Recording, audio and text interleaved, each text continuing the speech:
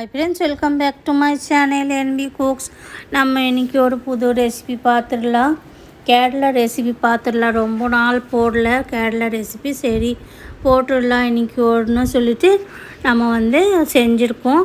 உங்களுக்கு பிடிச்சதுன்னா நீங்கள் கண்டிப்பாக என்னோடய சேனல் சப்ஸ்கிரைப் பண்ணி எடுத்துக்கோங்க. சப்ஸ்கிரைப் பண்ணிங்கன்னா கண்டி ஆல் அமுத்திக்கோங்க, லைக் பண்ணிக்கோங்க, கமெண்ட் பண்ணிக்கோங்க, ஃப்ரெண்ட்ஸ் அண்ட் ஃபேமிலிக்கு நிறைய ஷேர் பண்ணிக்கோங்க. கேரளா ஸ்டைல் சிக்கன் பக்கோடா கறி குழம்பு ரொம்ப நல்லாயிருக்கும், பார்க்குறதுக்கு அழகாக இருக்கும், சாப்பிட்றதுக்கு செம்ம டேஸ்டியாக இருக்கும், அம்புட்டு ருசி இருக்கும். கண்டிப்பாக ஒரு தடவை ட்ரை பண்ணி பாருங்கள். நான் போன்லெஸ் சிக்கன் எடுத்துருக்கு, 1/2 kg போன்லெஸ் சிக்கன். அதில் நான் ஜிஞ்சர் கார்லிக் பேஸ்ட் போட்டுட்டு, இஞ்சி பூண்டு பேஸ்ட் போட்டுட்டு 1 டீஸ்பூன் போட்டுட்டு, 1/2 டீஸ்பூன் உப்பு, 1/2 teaspoon Kashmiri red chilli powder, 1/2 teaspoon மல்லித்தூள், 1/4 டீஸ்பூன் மஞ்சள் தூள், 1/2 டீஸ்பூன் சிக்கன் கறி பவுடர். இது எல்லா கடையிலையும் கிடைக்கும். நீங்கள் கேட்டு வாங்கினீங்கன்னா போதும், வாங்கிட்டு வந்தீங்கன்னா அதை போட்டுடலாம். இல்லை உங்களுக்கு கிடைக்கல அப்படின்னா நீங்கள் கறி பவுடர் கூட போட்டு, சிக்கன் கறி பவுடருக்கு பதிலாக கறி பவுடர் போட்டு சேர்த்துட்டிங்கன்னா போதும். அப்புறம் 1 டீஸ்பூன் நாங்கள் கார்ன்ஃப்ளவர் போட்டிருக்கு. போட்டுட்டு 1 ஸ்பூன் கடலை மாவு போட்டுக்கலாம். போட்டு நல்லா எல்லாம் ஒட்டுக்க மிக்ஸ் பண்ணி நல்லா ஒரு மிக்ஸ் விட்டுட்டு சிக்கன் கூட நல்லா மிக்ஸ் பண்ணணும், கிளறிட்டே இருக்கணும். நல்லா கோட்டிங் ஆகிற வரைக்கும் மிக்ஸ் பண்ணணும். மிக்ஸ் பண்ணிட்டோன்னா அதுக்கப்புறம் ஒரு 1/2 மணி நேரம் ரெஸ்ட்டில் வச்சிடணும் மேரினேட்டுக்கு. உங்களுக்கு டைம் ஜாஸ்தி கிடச்சிதுன்னா நீங்கள் ஜாஸ்தி டைம் போட்டுக்கோங்க. ஜாஸ்தி டைம் வச்சிங்கன்னா எப்போவுமே ஃப்ரிட்ஜில் வச்சுக்கோங்க. ஏன்னா சிக்கன் வெளியே வச்சிங்கன்னா கொஞ்சம் ஸ்மெல் வந்துடும், அதனால் நம்ம ஃப்ரிட்ஜில் வச்சிடலாம். இல்லை உங்களுக்கு 1/2 hour தான் உங்களுக்கு டைம் இருக்குது அப்படின்னா வெளியே வச்சா கூட ஒன்றும் ஆகாது. ஜாஸ்தி டைம்னால் நீங்கள் ஃப்ரிட்ஜில் வச்சுக்கோங்க. அதுக்கப்புறம் 1/2 மணி நேரம் ஆயிடுச்சா, அதுக்கப்புறம் நாங்கள் ஆயில் போட்டிருக்கு. ஒரு ஃப்ரை பண்ணி ஆயில் போட்டிருக்கு. ஆயில் சூடாகிடுச்சுன்னா நம்ம சிக்கனை கொஞ்சம் கொஞ்சமாக சேர்த்து ஃப்ரை பண்ணி எடுத்துடலாம். நீங்கள் பெரிய ஃப்ரை பேன் இல்லை பெரிய கடாயில் செஞ்சிங்கன்னா ஒட்டுக்கா கூட போட்டுடலாம். இல்லைன்னா உங்களுக்கு சின்ன பாத்திரம்னா நீங்கள் 2-3 டைம் பண்ணிக்கோங்க. ஆனால் ஒட்டுக்கா எல்லாமே மேலே போட்டுடாதீங்க. போட்டிங்கன்னா உங்களுக்கு பக்கோடா நல்லா வராது. அதனால் நீங்கள் ஒவ்வொன்றா தான் போடணும், மேலெல்லாம் போட்டுடாதீங்க. நீங்கள் வேணும்னா 2-3 டைம் இந்த மாதிரி ஃப்ரை பண்ணி எடுத்துக்கலாம். அதுக்கப்புறம் பார்த்திங்கன்னா ஃப்ரை பண்ணி இறக்கி வச்சுட்டு அதுக்கப்புறம் இன்னொரு செகண்ட் பேட்ச் நான் ஃப்ரை பண்ணி எடுத்துடலாம். நீங்கள் என்னோடய சேனல் புதுசு பார்த்துட்டு இருந்தீங்கன்னா கண்டிப்பாக சப்ஸ்கிரைப் பண்ணி எடுத்துக்கோங்க. சப்ஸ்கிரைப் பண்ணிங்கன்னா பெல் ஐக்கன் ஆல்லே அமுத்திக்கோங்க. ஆல்லே அமுத்தினீங்கன்னா நான் புதுசு ரெசிபி போடுறப்போ உங்களுக்கு சேர்ந்துடும். சேர்ந்துச்சுன்னா நீங்கள் பார்க்கலாம். அதுக்கப்புறம் லைக் போட்டுக்கோங்க, கமெண்ட் பண்ணிக்கோங்க, ஃப்ரெண்ட்ஸ் அண்ட் ஃபேமிலிக்கு நிறைய ஷேர் பண்ணிக்கோங்க. உங்களுக்கு வேறு ஏதோ ரெசிபி பார்க்கணுன்னா நீங்கள் அது கூட கமெண்ட் பண்ணி சொல்லலாம். சொல்லிட்டிங்கன்னா நான் செஞ்சு காட்டுறேன். இப்போ பாருங்கள், பக்கோடா எல்லாம் ஃப்ரை ஆகிடுச்சு. பக்கோடா இறக்கி வச்சுட்டு நம்ம அதே ஆயில் வேறு பாத்திரத்தில் மாற்றி எடுத்துருக்கோம். நம்ம செய்ய போகிற பாத்திரத்தில் இறக்கி வச்சுருக்கோம். ஏன்னா நம்ம வேஸ்ட் பண்ணக்கூடாது. அதனால் மசாலா போட்டுடலாம். மசாலாவில் என்ன இருக்குன்னா பட்டி, கிராம்பு, ஏலக்காய், ஜீரா, அப்புறம் சோம்பு, ஒரு மிளகா, வடை மிளகா இருக்குது. சோம்பு ஜீரா 1/2 டீஸ்பூன் போட்டிருக்கு. அப்புறம் பட்டை, கிராம்பு, ஏலக்காயெல்லாம் 5 6 போட்டிருக்கு. போட்டுட்டு ஒரு வடை மிளகா போட்டு கொஞ்ச நேரம் வதக்கி எடுத்துடலாம். மசாலாக்காக நாங்கள் எல்லாம் ட்ரை ரோஸ்ட் பண்ணிவிட்டு அதுக்கப்புறம் மசாலா அரைக்கி போகிறோம்.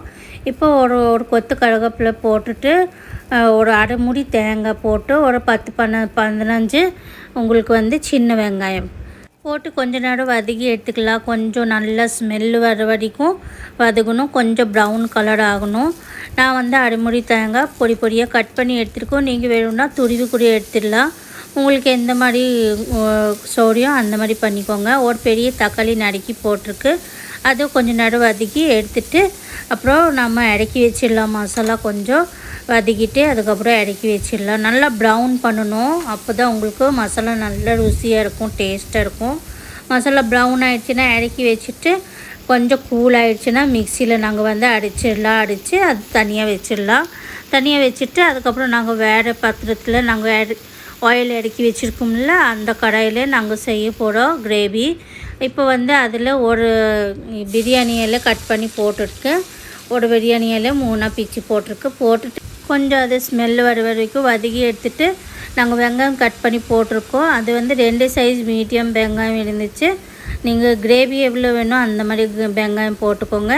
ஏன்னா ரொம்ப பெருசு வெங்காயம் இதில் தேவை இருக்காது, நாங்கள் ஏற்கனவே மசாலாவில் போட்டிருக்கோம். அதனால் நான் ஒரு சின்ன மீடியம் சைஸில் வந்து 2 வெங்காயம் எடுத்து அதை நல்லா ப்ரௌன் ஆகிற வரைக்கும் நல்லா வதக்கி எடுத்துருக்கு. பச்சை ஸ்மெல்லும் போயிடுச்சு, நல்லா ப்ரௌன் கலர் வந்துடுச்சு, கோல்டன் ப்ரௌன் வந்துடுச்சு.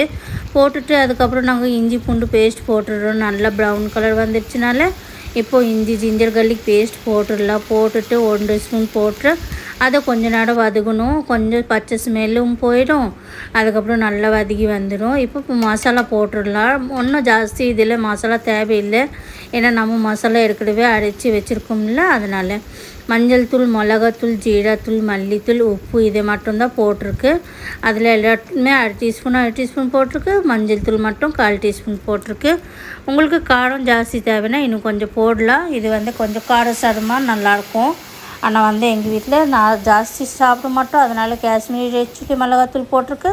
அதுக்கப்புறம் நாங்கள் மசாலாவில் போட்டிருக்கோம், ஒன்றும் மசாலாவில் அது நல்லா அரைச்சி வரும். அதனால் இப்போ சைடில் இருந்து பாருங்கள், நல்லா அப்படியே எண்ணெய் பிடிச்சிட்டு வருதா. இப்போ அந்த மசாலா நாங்கள் அடித்து வச்சுருக்கோம், அது போட்டுடலாம். போட்டு நல்லா மிக்ஸ் போட்டுடலாம்.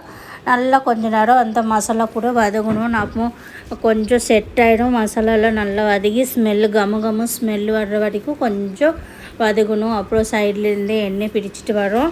அப்புறம் கொஞ்சம் மிக்ஸி ஜார் கழுவி அதுவும் போட்டுட்டு நம்ம வந்து கொஞ்ச நேரம் குக் பண்ணணும். நல்லா இந்த டைமில் கொதிக்க வரும், சைடில் எல்லாம் வந்துகிட்டே இருக்கும். அதனால் கொஞ்சம் மூடி வச்சு தொடர்ந்து நீங்கள் குக் பண்ணலாம். குக் பண்ணிவிட்டு பாருங்கள், இப்போ நல்லா எண்ணெய் பிடிச்சிட்டு வந்துருச்சா.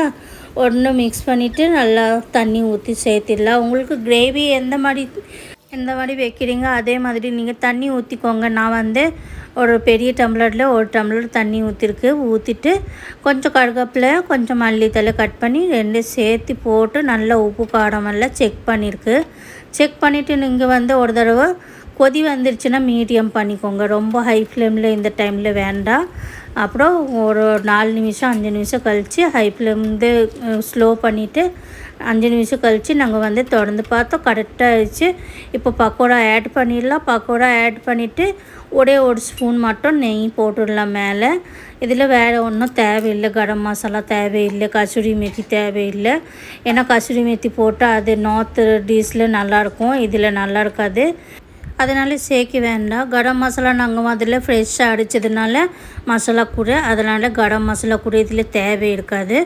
5 நிமிஷம் மறுபடியும் குக் பண்ணிவிட்டு அதுக்கப்புறம் ஸ்லோ குக் பண்ணிவிட்டு ஆஃப் பண்ணிட்டோம். இது லாஸ்ட் லுக் பாருங்கள் எப்படி இருக்குது, சூப்பராக இருக்குது. அப்படியே பார்த்த உடனே சாப்பிட தோணும், அந்த மாதிரி ஒரு ரெசிபி. நாங்கள் வந்து எப்போவுமே கிரேவி கொஞ்சம் மீடியமாக தான் வைக்கும், ரொம்ப லூஸாக வைக்க மாட்டோம், ரொம்ப திக்கானதாக வைக்கும். ஏன்னா என் பையன் பொண்ணுக்கு அந்த மாதிரி தான் பிடிக்கும். அதனால் எப்போவுமே கிரேவி கொஞ்சம் டைட்டாக வைக்கும். உங்களுக்கு தேவை இருந்துச்சுன்னா இன்னும் கொஞ்சம் லைட்டாக போட்டுக்கோங்க, லூஸாக வச்சுக்கோங்க. அவ்வளோ சூப்பராக இருக்கும். நீங்கள் வந்து இது கூட சப்பாத்தி, பூரி, நான், வெரைட்டி ரைஸ் கூட, ஜீரா ரைஸ் கூட சாப்பிட்லாம். முக்கியமாக இது வந்து ஆபத்து கூட அவ்வளோ நல்லாயிருக்கும், டேஸ்டியாக இருக்கும். நீங்கள் கண்டிப்பாக ஒரு தடவை ட்ரை பண்ணி பாருங்கள். ட்ரை பண்ணி உங்களுக்கு பிடிச்சிருந்துச்சுன்னா நீங்கள் கண்டிப்பாக கமெண்ட் பண்ணி சொல்லுங்கள். கமெண்ட் பண்ணி சொன்னீங்கன்னா எனக்கு ரொம்ப பிடிக்கும். வேறு ஏதோ ரெசிபி பார்க்கணுன்னா அதை கூட கமெண்ட் பண்ணி சொல்லலாம். நீங்கள் கமெண்ட் பண்ணி சொன்னீங்கன்னா நான் செஞ்சு காட்டுறேன். இந்த ரெசிபி ரோட் சைடில் பரோட்டா கடை இருக்கும்ல, அதே மாதிரி டேஸ்ட் உங்களுக்கு கிடைச்சிடும். இந்த சால்னா அவ்வளோ ருசியாக இருக்கும், டேஸ்டியாக இருக்கும். கண்டிப்பாக ட்ரை பண்ணி பாருங்கள். ரோட் சைட் பரோட்டா கடையில் டேஸ்ட் அதே கிடைக்கும். ட்ரை பண்ணி பாருங்கள். என்னோடய வீடியோ பிடிச்சிருந்தா கண்டிப்பாக சப்ஸ்கிரைப் பண்ணி எடுத்துக்கோங்க, லைக் பண்ணிக்கோங்க, ஃப்ரெண்ட்ஸ் அண்ட் ஃபேமிலிக்கு ஷேர் பண்ணிக்கோங்க.